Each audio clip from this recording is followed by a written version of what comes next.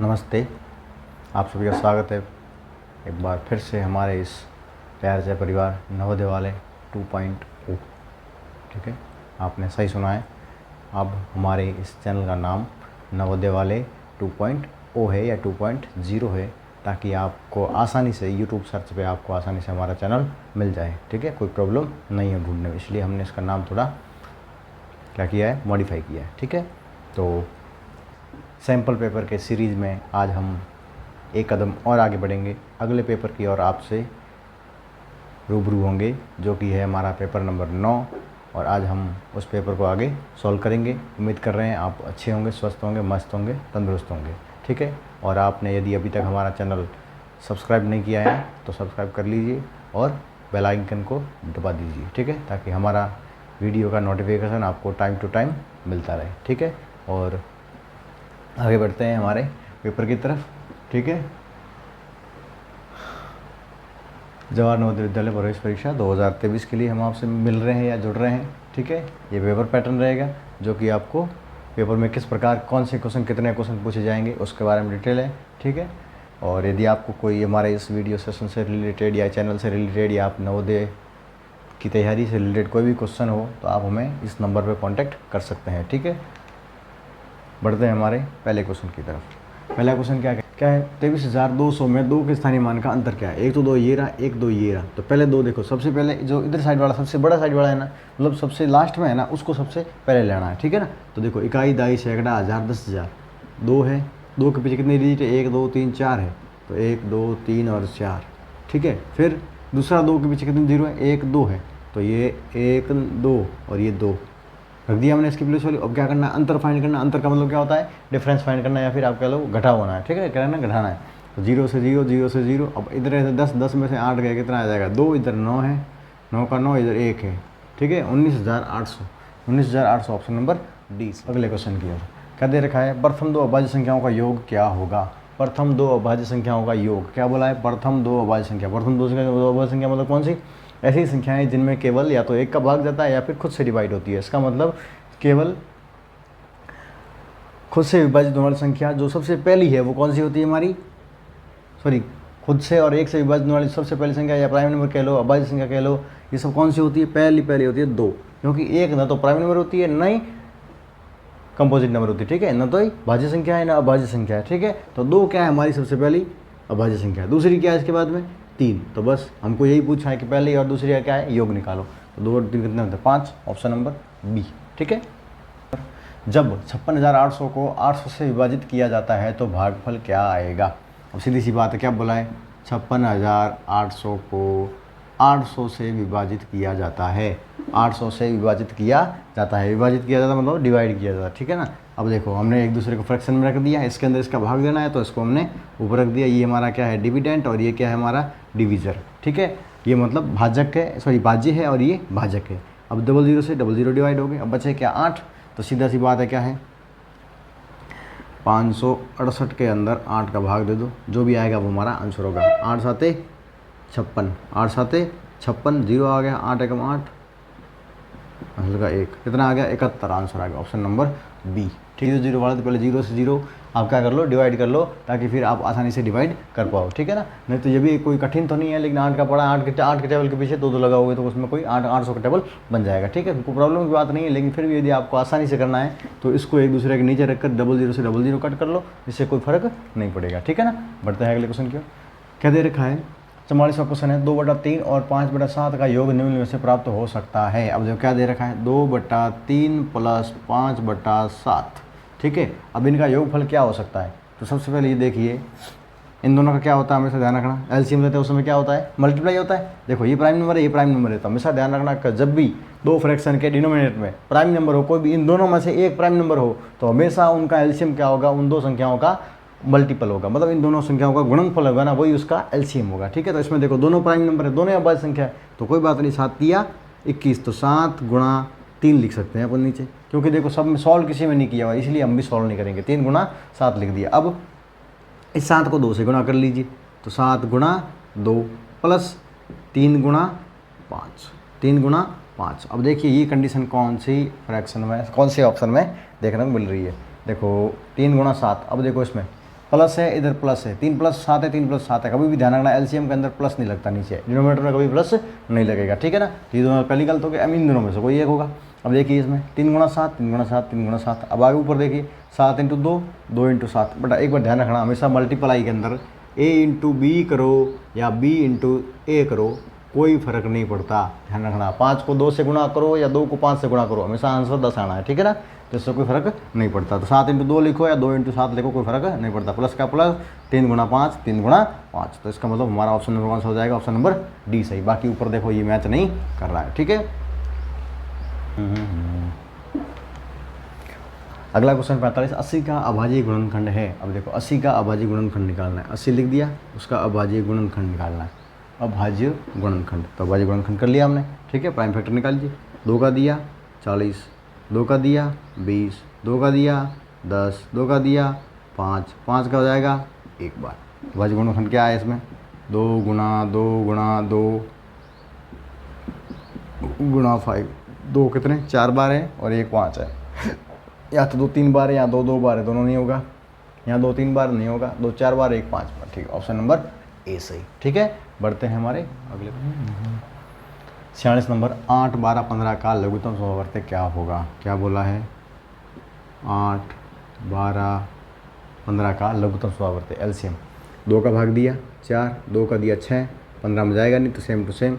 फिर 2 का जा रहा है, 4 में गया 2 बार, 3 में गया 3, 6 में गया 3 बार, 15 में नहीं जा रहा, सेम टू सेम लिखा। तो फिर 2 का जा रहा है 1 बार, फिर 3 लिख दिया, फिर 15 आ गया। अब 2 का तो किसी में नहीं जा रहा, लेकिन 3 का जा रहा है, 3 का भाग 3 में गया 1 बार, 15 में जाएगा 5 बार, फिर 5 के बाद में 3 का भाग नहीं जा रहा है, तो क्या करोगे? अगला संख्या 5 प्राइम करो। हमेशा ध्यान रखना, 2 ले लिया, 2 के बाद 3, 3 के बाद सीधा 5 आएगा, 4 का भी नहीं आएगा। क्यों? क्योंकि 4 क्या है? हमारे भाज्य संख्या है, ठीक है ना। आगे देखिए, फिर 5 बाद का भाग 1 बार, 1 का 1। क्या हमारा फैक्टर क्या है? एलसीएम क्या आया इसका? 2 गुणा, सॉरी लिखने का जो वैसे देख लेता हूँ। 5 दिया 15, 15 2 30, 30 दूनी 60, 60 2 120। ऑप्शन नंबर बी सही, ठीक है। Option number 120। Question 0.231 minus 0.02। क्या बोला है? 0.231 माइनस क्या करना है? 0 पॉइंट के नीचे पॉइंट। अब देखो ये 1 से इधर से 1/10 है तो 1/10 के नीचे 1/10, फिर 100 के नीचे 100, 1000 नहीं है तो 1000 के नीचे 0 लग जाता है, ठीक है ना। अब करना हो इसमें सब्ट्रैक्ट। 1 में से 0 गया 1, 3 में से 2 गया 1, 2 में से 0 गया 2, पॉइंट का पॉइंट, 0 का 0, 0.211, 0.211, 0.211। Option number C, option number C, ठीक है। इस प्रकार जो हम आपको क्वेश्चन करवा रहे हैं, ये सब क्वेश्चन ऐसे हैं जो आपको परीक्षा में देखने को मिलेंगे। आज से 20 सालों से जो पेपर इस पैटर्न तरीके से आ रहे हैं, वही पैटर्न आपको हम करवा रहे हैं, ठीक है ना। तो आपको इसमें ज़्यादा लोड लेने की जरूरत नहीं है कि इसमें बहुत डिफिकल्ट क्वेश्चन नहीं आ रहे। तो नहीं, डिफिकल्ट क्वेश्चन पूछते भी नहीं है, बहुत सिंपल क्वेश्चन पूछते हैं। बस आपको करने का तरीका आना चाहिए, ठीक है ना। टाइम आपके पास में होना चाहिए कि आप आसानी से उसको क्या करो, सॉल्व कर सको, ठीक है ना। बाकी क्या है, बच्चे क्वेश्चन को क्या है लंबा करते हैं, क्योंकि उनको अभी तक उतना नॉलेज नहीं होता है कि कैसे क्वेश्चन को सॉल्व करना, ठीक है। 5th तक बच्चे बस इतना सीरियस थोड़ी होते पढ़ाई के प्रति, ठीक है ना। ठीक है, नवोदय की तैयारी करनी, इसलिए अलग से आप या ट्यूशन करते हो या फिर आप कोचिंग करते हो, तो उससे क्या होता है आपका दिमाग और आप लिमिट से ज़्यादा थोड़ा भगाना पड़ता है आपको, ठीक है ना। लेकिन 5 तक बच्चे को सीरियस होता नहीं वैसे, ठीक है ना। बढ़ते हैं अगले क्वेश्चन की तरफ। 1.32 भाग 0.04, मतलब 1.32 भाग 0.4। अब इसको आप ऐसे भी लिख सकते हैं, इसको आप ऐसे भी लिख सकते हो, भाग को ऐसे भी लिख सकते हो 0.4। अब देखिए एक बात हमेशा ध्यान रखना, ऊपर डेसिमल 2 के बाद है, नीचे डेसिमल 1 के बाद है। इसका मतलब जब डिवाइड होगा तो जो डेसिमल है वो क्या हो जाएगा, सब्ट्रैक्ट हो जाएगा। मतलब ऊपर 2 के बाद है, नीचे 1 के बाद है। इसका मतलब क्या हो जाएगा, जो आंसर आएगा उसमें डेसिमल कितने बाद लगेगा, 1 के बाद, क्योंकि 2 के बाद में से 1 के बाद वाला घट जाएगा, तो डेसिमल कितने बाद लगेगा, 1 के बाद। एक तो तरीका है ये, ठीक है। अब डेसिमल कितने बाद लगेगा, 1 के बाद। तो क्या करो आप 132 के अंदर सीधा भाग दे दो 4 का, तो 4 का भाग, या फिर आप इसको इस तरीके से कर सकते हो, इधर से डेसिमल हटा, नीचे कितना आ गया 100, इधर से डेसिमल हटा, ऊपर कितना गया 10, ठीक है। अब बचा क्या है ऊपर 100, 0 से 0 कट गया, ठीक है। 132/4 गुणे में क्या बच रहा है, ऊपर तो कुछ है नहीं, 1 ही है। नीचे कितना है इसका अपने 10, क्योंकि 1 0 से 1 2 कट गया था, नीचे 10 पड़ा है। अब देखिए आगे 4 का भाग 132 में कितनी बार गया, 4 तरी 12, एक पिच के पीछे 12, 4 तरी 12, 33 बार गया। अब ऊपर कितना बचा है 33, नीचे कितना है 10। अब डेसिमल कितने बार लगेगा, एक के बाद 3.3, ऑप्शन नंबर बी। ठीक है, ऑप्शन नंबर बी। लेकिन आप इसको इस तरीके से भी कर सकते हैं, सीधा डेसिमल जगह रहेगा। ठीक है, डेसिमल जैसे मान लो हमने नहीं हटाया, ठीक है, ये अपनी जगह पे था। फिर क्या करना आपको, क्या करते कि देखो 4 का भाग 132 में वापस वही डेसिमल भूल जाओ एक बार के लिए, ठीक है ना, डेसिमल भूल जाओ। तो 4 का भाग 132 में हमारा कितने बार चला जाता, 33 बार। और डेसिमल देखो 2 बार ये था, एक के बाद ये था, तो 2 में से 1 के बाद वाला घट जाता, तो क्या बता पीछे 1 के बाद, तो डेसिमल यहाँ लग जाता 1 के बाद, सीधा आ जाता 3.3। ठीक है, बढ़ते हैं हमारे अगले क्वेश्चन की ओर। क्या दे रखा है, 3 × 12/10। ठीक है, तो 12 तिया 36, ऊपर वाला पहले सॉल्व कर लो, 12 तिया 36/10। अब क्या करना, सिंपल तरीके से बस नीचे एक जीरो है तो जीरो कटेगा, तो ऊपर जाके डेसिमल कितना लग जाएगा, 1 के बाद, इस साइड से 1 के बाद डेसिमल लग जाएगा, क्योंकि जीरो कितना था 1 था, तो 1 के बाद डेसिमल लग जाएगा। तो 3.6 ये ऑप्शन नंबर सी। अब ध्यान रखना 6 के पीछे कितने भी जीरो लग जाए उसकी वैल्यू हमेशा 3.6 ही रहेगी। ठीक है, एक रेलगाड़ी 6 घंटे 30 मिनट की यात्रा के बाद अपने निर्धारित गंतव्य पर रात्रि 9 बजे पहुंचती है। उस रेलगाड़ी ने चलना कब प्रारंभ किया था, मतलब 6 घंटे की यात्रा की है रेलगाड़ी ने। एक रेलगाड़ी कितने की है, एक रेल ने टोटल समय कितना तय किया, 6 घंटे 30 मिनट।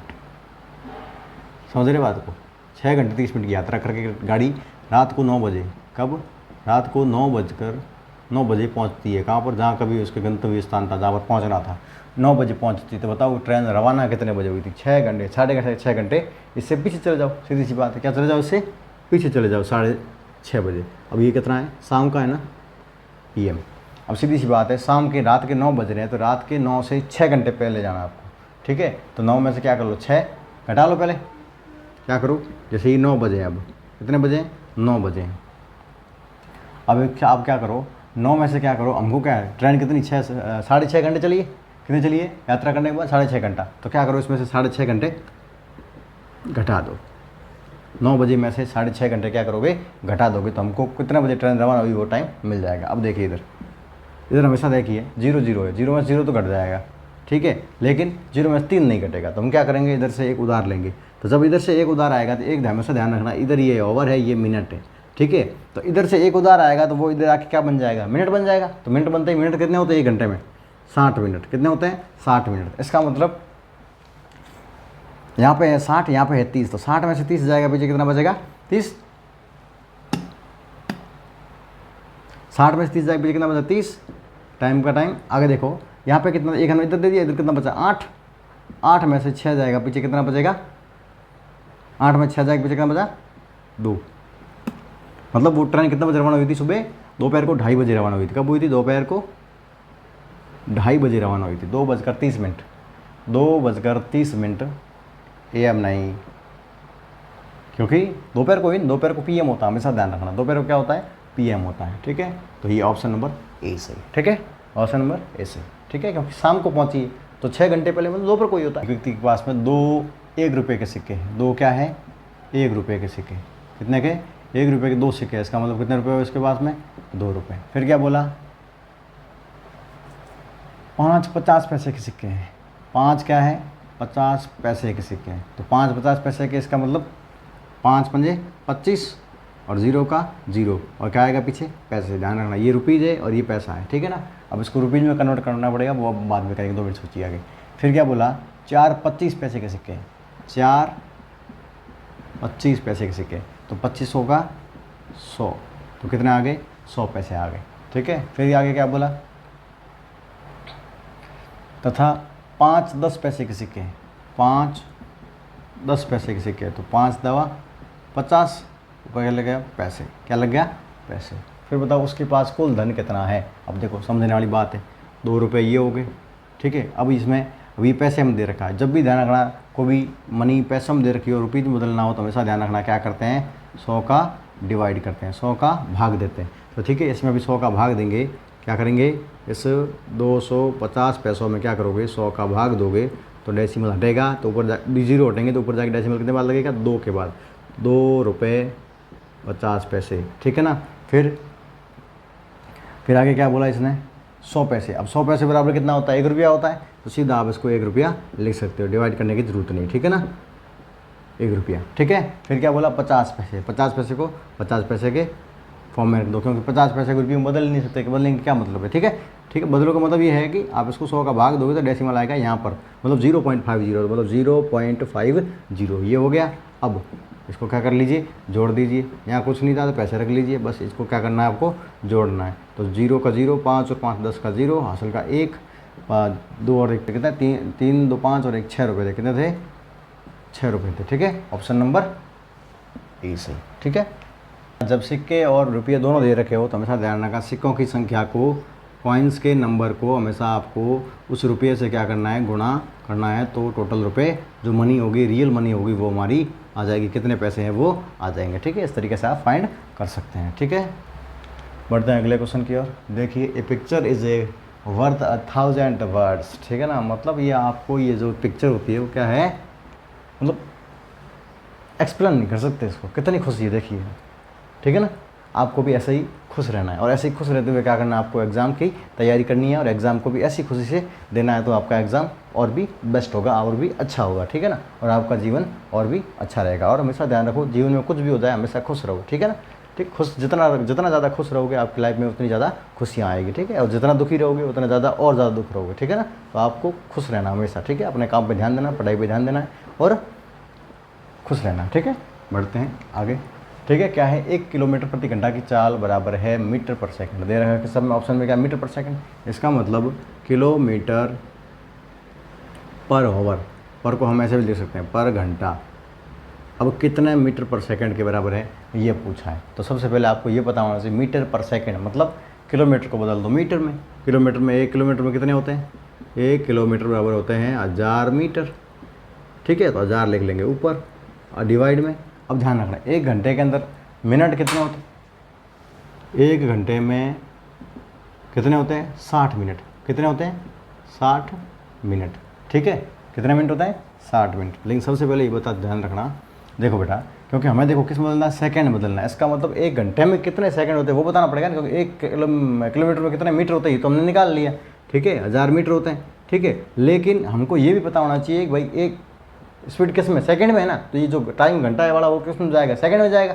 तो 1 घंटे में कितने सेकंड होते हैं, तो 1 मिनट में होते हैं 60 सेकंड। कितने होते हैं, 60 सेकंड। तो 60 मिनट में कितने हो जाएंगे, 60 × 60 करोगे कितना आ जाएगा, 3600 सेकंड। कितना आ जाएगा, 3600। 60 मिनट से क्यों किया, क्योंकि 1 घंटे के अंदर कितने मिनट होते हैं, 1 आवर इक्वल टू कितना होता है, 60 मिनट, इसलिए हमने 60 को 60 से गुणा किया, ठीक है ना। तो हमेशा नॉर्मली आप उसको याद रखने की बात है कि हमेशा एक ध्यान रखना, 1 मिनट के अंदर 60 सेकंड होते हैं और 1 घंटे के अंदर 60 मिनट होते हैं। लेकिन 1 घंटे के अंदर सेकंड है ना, वो होते हैं 3600। कितना होते हैं, 3600। 36 को इसमें कितना दे दो, भाग दे दो, ठीक है। 00 से 00 उड़ जाएगा, 5 से ये कट, सॉरी 2 से कट गया ये 5 बार, ये 2 से कट गया 18 बार, 2 से कट गया 18 बार। काटने की जरूरत है नहीं, काटने की ज़रूरत है नहीं। जो क्या है, ऐसा तो आप सॉल्व करोगे तो 5/18 मीटर पर सेकंड आएगा, लेकिन आपको सॉल्व करने के लिए बोला कि नहीं, 1000/3600, तो 1000/3600 मीटर पर सेकंड, ऑप्शन नंबर सी सही, ठीक है।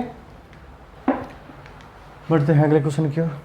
क्या दे रखा, संख्या 29,789 को निकटतम 1000 में लिखने पर आएगा। तो देखो, निकटतम 1000 निकालना है, 2 9 7 8 9, इसका निकटतम 1000। तो जब भी ध्यान रखना, निकटतम 1000 फाइंड करना हो तो कौन सा डिजिट चेक करते हैं, सैकड़े वाला, 100 वाला, ठीक है ना। तो 100 वाला डिजिट क्या हो, 5 है या 5 से ज़्यादा है या 5 से कम है, इसके आधार पे हम इसको सॉल्व करेंगे, ठीक है ना। तो देखिए, सैकड़े का इकाई किस स्थान, सैकड़े के स्थान क्या, इकाई, दाई और सैकड़ा क्या है हमारा, 7। 7 क्या है, 5 से अधिक है। तो जब भी ये 5 से अधिक होगा तो अगले डिजिट में क्या हो जाएगा, +1 हो जाएगा। कितना हो जाएगा, +1 हो जाएगा। तो इसमें एक ऐड गया, कितना हो गया, 10। 9 का ये कितना हो गया, 10, असल का 1 गया, और आगे कितना हो गया, 3, ठीक है। और विद 0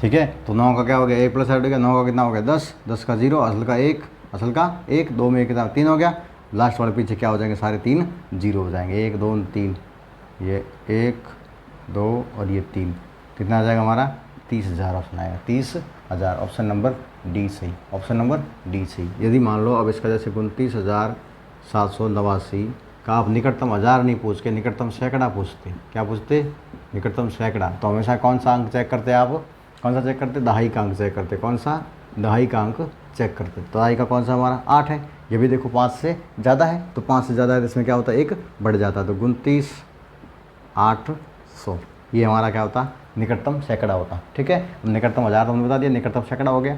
अब देखिए यदि निकटतम दहाई पूछता तो निकटतम दहाई पूछता तो कौन सा अंक चेक करते, इकाई का अंक चेक करते, कौन सा चेक करते, इकाई का अंक चेक करते। उसमें देखो 29,789, अब इकाई का अंक क्या है, जब दहाई हो तो उसमें कौन सा चेक करता है, इकाई का अंक, इकाई का अंक क्या है 9, वो भी क्या है 5 से अधिक है, तो हम इसमें अगले में क्या कर देते, 1 जोड़ देते, 8 की जगह हो जाता 9, यहाँ पे हो जाता 0, 7 का 7, 9 का 9, 2 का 2। ठीक है, लेकिन एक बार कंडीशन हमेशा ध्यान रखिए, यदि मान लो क्वेश्चन इस तरीके से होता है, क्वेश्चन किस तरीके से होता है, 2 9 यहाँ पर होता है 4 और 8 और यहाँ पे 9 होता, तो हमेशा ध्यान रखना। अब इसका इकाई यदि निकटतम हज़ार पूछते तो क्या करते हैं हम, वही सैकड़े का स्थान चेक करना है, तो सैकड़े का स्थान कौन सा, इकाई दहाई सैकड़ा 4 है, 4 क्या है 5 से कम है, तो कम है, इसका मतलब आगे क्या रहेगा, ये 29 9 है, या क्या रहेगा सेम रहेगा, और ये बाकी वाले क्या हो जाएंगे, पीछे वाले 3 जीरो, हज़ार के अंदर पीछे 3 जीरो लगते हैं, सैकड़े में पीछे 2 जीरो लगते हैं, और दहाई में पीछे 1 जीरो लगता है। ठीक है ना। अब इसी प्रकार से यही क्वेश्चन इस तरीके से होता कि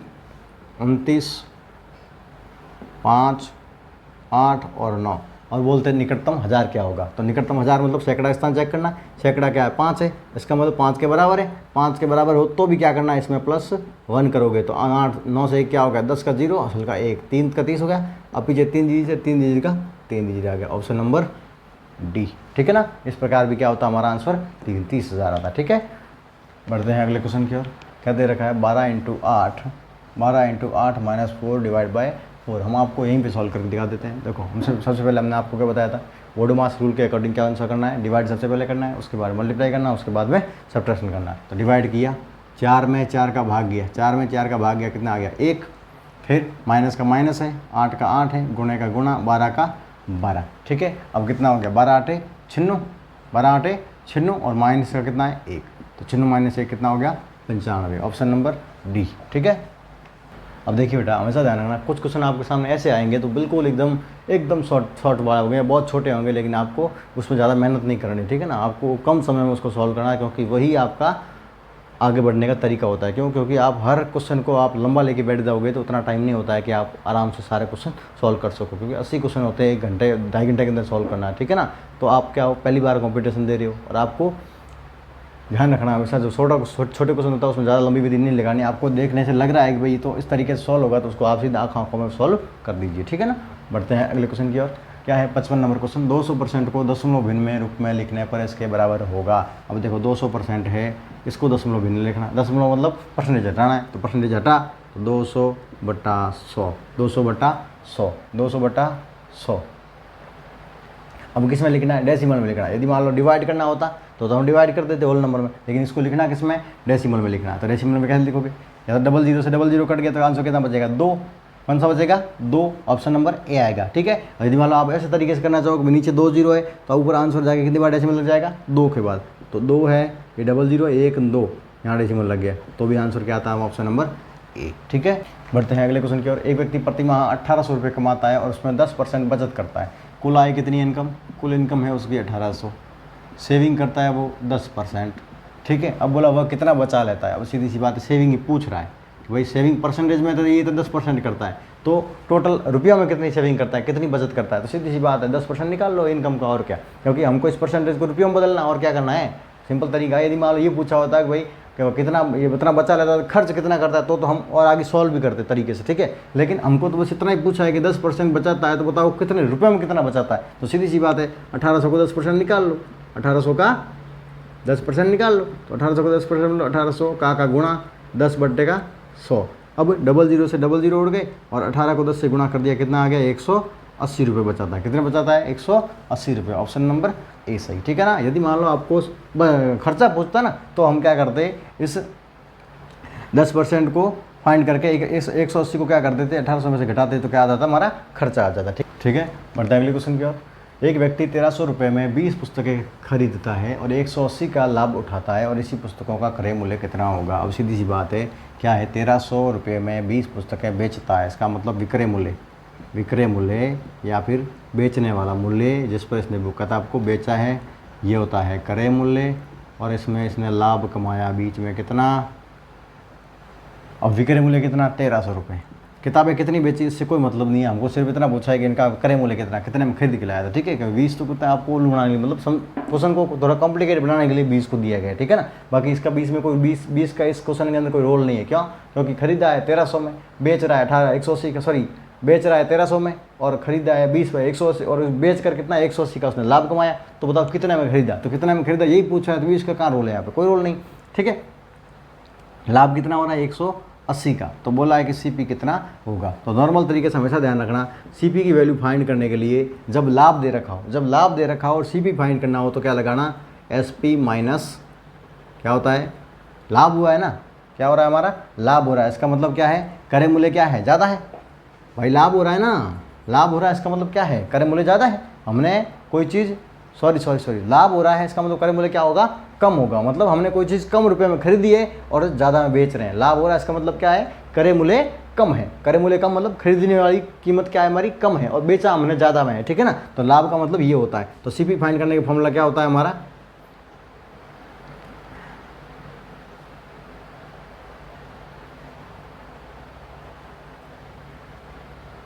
खरीदा कम में है तो हमारी ज़्यादा क्या, सीधी सी बात है, खरीदा कम में है तो हमारी ज़्यादा क्या होगी, विक्रय मूल्य ज़्यादा होगा। तो विक्रय मूल्य मतलब एसपी माइनस क्या होता है, प्रॉफिट। एसपी माइनस क्या होता है, प्रॉफिट। लेकिन यदि मान लो सीपी फाइंड करनी हो और आपके सामने लॉस आ जाए तो हमेशा ध्यान रखना एसपी प्लस लॉस होता है, एसपी प्लस लॉस होता है, एक बात ध्यान रखना हमेशा। ठीक है ना, CP equal to SP plus loss होता है। क्यों, क्योंकि देखो सीपी हमने, जैसे मान लो सीपी फाइंड करनी है और हमको चीज़, जैसे मैं कोई चीज़ 100 रुपये में लाया हूँ, ठीक है, और उसमें मेरे को नुकसान हो रहा है और मैंने उसको 90 में बेचा है, ठीक है, कितनी में बेचा मैंने, अब मैं कितने में लाया, 100 में लाया, मैंने आपको बता दिया। ठीक है, लेकिन अब क्वेश्चन किस तरीके से आएगा, जैसे आपने कोई चीज़ 90 रुपये में बेची और आपको 10 रुपये का नुकसान हो रहा है, क्या हो रहा है, नुकसान हो रहा था। अब सोचिए आप उस चीज़ को कितने में लाए होंगे भाई, 90 में तो आपने बेच दी और उसके ऊपर 10 रुपये का आपको नुकसान हो रहा है, इसका मतलब आप खरीद के कितने में लाए थे, 100 में लाए थे। इसका मतलब इसको और इसका क्या होगा, जुड़ेगा। तो सीपी एसपी प्लस लॉस क्या करता है, जुड़ता है, और सीपी माइनस क्या होता है, प्रॉफिट घटता है, क्योंकि प्रॉफिट क्या है, सीपी के ऊपर लगता है। ठीक है ना, सीपी के ऊपर जो चीज़ मिलता है वो हमको हमारे क्या होती है, प्रॉफिट होता है। इसका मतलब जो एसपी हमेशा जब भी प्रॉफिट होगा, एसपी क्या होता है, ज़्यादा होती है, और सीपी क्या होती है, या क्रय मूल्य क्या होता है, कम होता है। ठीक है ना, तो इस तरीके से क्या हो जाएगा, सीपी माइनस प्रॉफिट, ज़्यादा कॉम्प्लिकेटेड नहीं होना, उसका फॉर्मूला ये है, CP equal to SP minus profit. सीधी सी बात है, 1300 में से 180 घटा दो, तो 1300 में से 180 घटाओगे तो 0 का 0, 10 में से 8 गया 2, फिर 2 में से 1 गया 1, और 1 का 1, 1120 रुपये। कितना आ जाएगा, 1120 रुपये क्या है इसका क्रय मूल्य। 1120 में कोई चीज़ खरीदा, 20 पुस्तकें खरीदी हमने, और इस 20 पुस्तकों को हमने 125 के लाभ से हिसाब से बेच दिया। ठीक है ना, ऑप्शन नंबर हमारा सी सही है। ठीक है, करते हैं अगले क्वेश्चन की ओर। 1800 का 10% वार्षिक ब्याज की दर से 10 वर्ष का साधारण ब्याज क्या होगा। सीधी सी बात है, क्या फाइंड करना है, SI सिंपल इंटरेस्ट का फॉर्मूला होता है प्रिंसिपल गुना रेट इंटू टाइम अपॉन 100। ठीक है, तो बस उसी फॉर्मूले में आपको रख देना है। देखिए क्या रखेंगे, क्या दे रखा है, प्रिंसिपल कितना हमारा 1800 का 10% वार्षिक ब्याज की दर से 10% का साधारण ब्याज, टाइम दे रखा हमारा ये 10 वर्ष, रेट दे रखा है 10%, और प्रिंसिपल दे रखा है 180। तो 180 गुणा 10 अपॉन में 100, 10 0 00 से 00 उड़ गए, फिर बचा गया ऊपर 1800। कितने रुपये बचे, 1800 रुपये। कितने, 1800 रुपये क्या है हमारा इसमें ब्याज आया, 1800 रुपये कितना आया, ब्याज आया 1800। Option number B, option number B. ठीक है, 00 से 00 कटोगे, ऊपर बच्चे के सिर्फ 1800 बचा, 1800 क्या आ गया हमारा ब्याज आ गया। ठीक है, उस बक्से का आयतन जिसकी लंबाई 2 मीटर, चौड़ाई लंबाई 3 मीटर, चौड़ाई 2 मीटर, ऊंचाई 2 मीटर है, तो उस बक्से का आयतन क्या होगा। अब देखिए हमेशा ध्यान रखना, ऐसा बक्सा जिसकी लंबाई, चौड़ाई और ऊंचाई दे रखी हो तो हमेशा वो कैसी शेप का होता है, क्यूबॉइड का होता है, मतलब घनाभ होता है। ठीक है, तो घनाभ का आयतन फाइंड करने का फॉर्मूला क्या होता है, उसकी लंबाई और चौड़ाई। सीधी सी बात है, एक घनाभ कैसा होता है,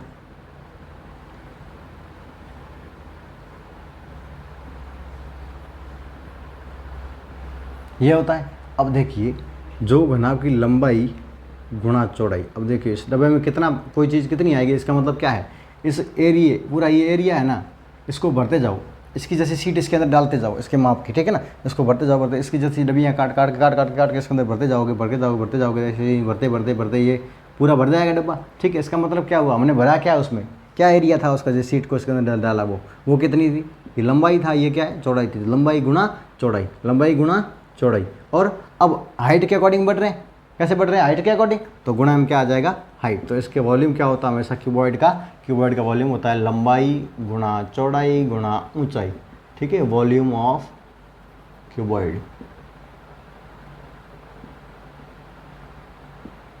वॉल्यूम ऑफ क्यूबॉइड, ठीक है, length into breadth into height, ठीक है।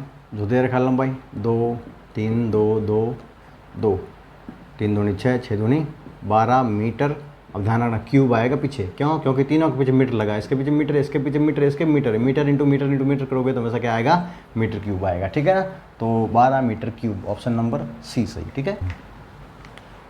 सेशन का लास्ट क्वेश्चन, एक आयत की चौड़ाई 5 मीटर दे रखी, इसकी लंबाई और चौड़ाई दुगुनी है, तो आयत का क्षेत्रफल क्या होगा। अब देखो क्या दे रखा है, एक साइड में दे रखी लंबाई, एक साइड में दे रखी है चौड़ाई, ठीक है। फाइंड क्या करना है, क्षेत्रफल। क्षेत्रफल करने के लिए हमारे पास में क्या होना चाहिए, लंबाई गुणा चौड़ाई, दोनों होना चाहिए, और उन दोनों क्या कर लेंगे, गुणा कर देंगे, उसे का क्या आ जाएगा, क्षेत्रफल आएगा, ठीक है ना। तो देखिए सबसे पहले देखिए लंबाई, तो तुम्हारी चौड़ाई कितनी दे रखी है, 5 मीटर, कितनी दे रखी है, 5 मीटर। फिर बोला इसकी जो लंबाई है ना वो चौड़ाई की दुगुनी है, मतलब जितनी चौड़ाई है ना उसकी दुगुनी क्या है, लंबाई है। इसका मतलब 5 की 2 गुनी, 5 दूनी 10 मीटर क्या है हमारी लंबाई, और 5 मीटर क्या है चौड़ाई, ठीक है ना। इस तरीके से आपको हमेशा ध्यान रख के करना पड़ेगा। क्या बोला है, इसकी लंबाई है ना वो चौड़ाई की दुगुनी है, मतलब चौड़ाई जितनी 5 मीटर है ना उसकी दुगुनी कितनी होती है, 10 क्या है लंबाई। तो देखो 10 गुणा, अब देखो 10 मीटर गुणा 5 मीटर। अब देखो 10 को 5 से गुणा किया कितना आ गया, 50, और मीटर को मीटर से गुणा कर दिया क्या आ गया, मीटर स्क्वायर। क्यों, क्योंकि मीटर 2 बार है इसलिए क्या आ जाएगा, metre square. Option number 50 m square, metre square, 50 metre square. इस प्रकार हमारा ये सेशन यहीं पे समाप्त होता है, ठीक है। तो इस प्रकार हमारा ये अंतिम क्वेश्चन यहाँ खत्म होता है, ठीक है। Thanks to all. Do you have any questions about NVS JNVST, then you can contact us with on the mukeshkumar08274@gmail.com, ठीक है। जीमेल ID चलाने आती नहीं होगी आपको लगता है मुझे, ठीक है, लेकिन इसका बताने की कोई जरूरत नहीं। हाँ, कॉन्टैक्ट नंबर है, उस पर आप हमें कॉन्टैक्ट कर सकते हैं if you any have questions, ठीक है ना। नेक्स्ट आगे बढ़ते हैं, ओके, थैंक यू। अगले मिलेंगे नेक्स्ट सेशन में इसी ऐसे वीडियो के साथ, ठीक है, बाय।